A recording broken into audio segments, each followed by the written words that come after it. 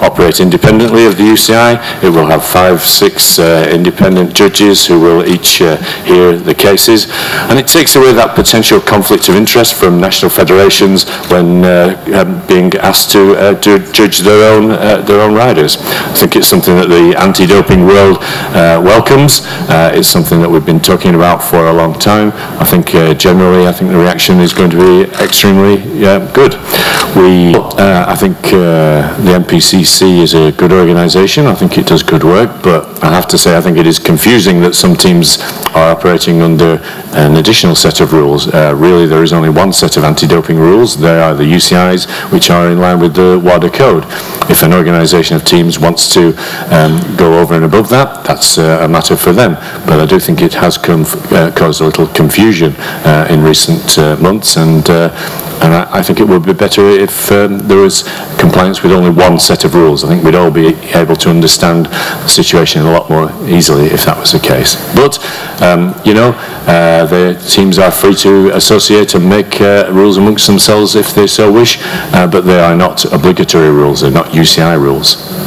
Not going to comment on any individual case that is currently ongoing, but all cases are important, and whether they involve the biological passport or more traditional forms of analysis. So the integrity and authority of and the scientific validity of the processes, I think, are very, very important. But I'm not going to comment on a case that is currently ongoing, and I'm sure you'll understand why. The reasons why we established the independent commission, the Cycling Independent Reform Commission, which some people have referred to as a Truth and Reconciliation Commission. One of the things that I really want to come out of that commission is a way of assessing who is a fit and proper person to be involved in the management and running of a team.